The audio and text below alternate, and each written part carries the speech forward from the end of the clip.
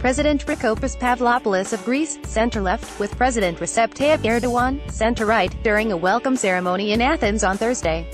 Denisis Stavrakis, Associated Press, Athens. Turkey's president made a landmark visit to Greece on Thursday, but any expectation for diplomacy was quickly deflated by his call for changes to an international treaty that defines the borders between the rivals.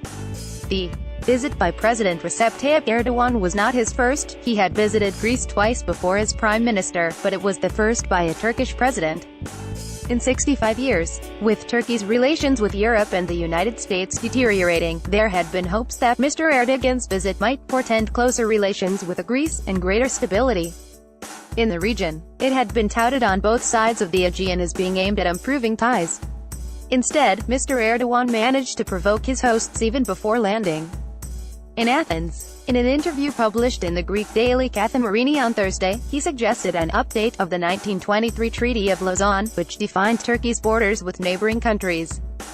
After World War I, he repeated the demand at a tense, televised news conference with his Greek counterpart, President Nikos Pavlopoulos. There are outstanding issues with the Treaty of Lausanne, and matters that have not been addressed correctly, a stony-faced Mr. Erdogan said. It should be updated, he added. Mr. Pavlopoulos, clearly uncomfortable, immediately countered that the treaty was non-negotiable.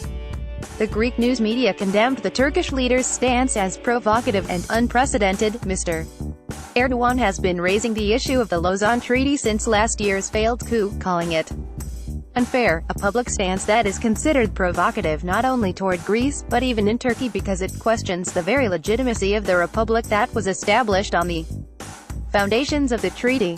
He has emphasized the unfairness of the treaty that handed islands close to Turkey's shores to Greece, and raised concerns about the Turkish community in Greece, which is known officially as a Muslim minority rather than as ethnic Turkish.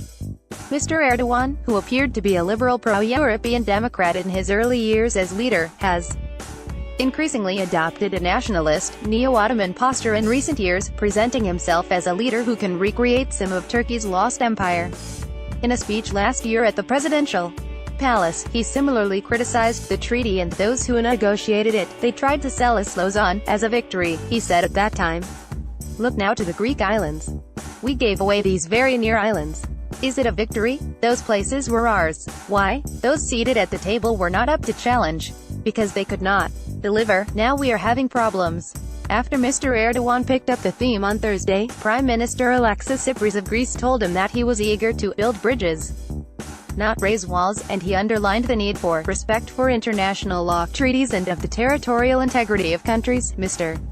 Erdogan indicated that border changes were not what he had in mind, declaring that Turkey never covets the territory of another country, but it was hard for the Greeks to interpret Mr. Erdogan's remarks on the Lausanne Treaty any other way. Mr. Erdogan's insistence on calling the Muslim minority in Greece a Turkish minority, as Turkish officials have done for years, is regarded by Greece as suggesting territorial aspirations.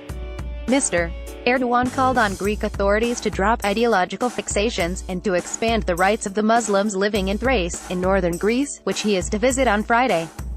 Muslims there, he said, should be able to elect their own religious leaders, rather than have them appointed by the Greek state. Denying Muslims in Greece the right to appoint their own muftis is a violation of the Lausanne Treaty, he said. Mr. Erdogan also repeated demands for the extradition of 8 members of the Turkish armed forces who fled to Greece in a military helicopter after a failed Turkish coup last year. The men have applied for asylum in Greece, and Greece's highest court rejected their extradition in January. Since July 2016, Greece has reported a surge in asylum requests by Turkish citizens, with nearly 1,000 applications submitted. The mood of the visit and the exchanges did little to advance relations between the two Mediterranean neighbors, which have been antagonistic for much of the past century, since the end of the nearly 400-year Ottoman occupation of Greece. A territorial dispute in 1996 over a small islet in the Aegean brought them close to war. There was a brief truce in 1999 when Greece and Turkey sent humanitarian aid to each other following earthquakes in each country. Turkey's negotiations to join the European Union, which started in 2005, also brought them closer, but the two nations continue to have disagreements, chiefly over borders and territory.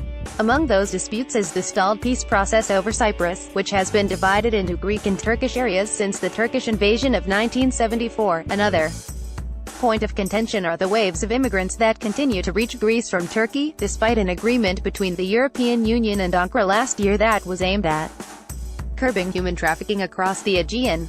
Mr. Erdogan criticized the European Union for promising €3 billion to manage the refugee crisis, but only disbursing €850 million, saying Turkey has 3 million refugees in its territory. Mr. Tsipras said that Greece, a much smaller country, had struggled to host hundreds of thousands of migrants arriving from neighboring Turkey. However, he said the two leaders had agreed on ways to work together more effectively in tackling the refugee crisis, without specifying how. Economic relations were also on the agenda during Mr. Erdogan's visit, with a focus on the energy, trade and transport sectors. 3 large projects, a border bridge, ferry connections and a high-speed train connection, are already in the works. But much of the hopes that those projects might deepen ties faded in the terse exchanges on Thursday.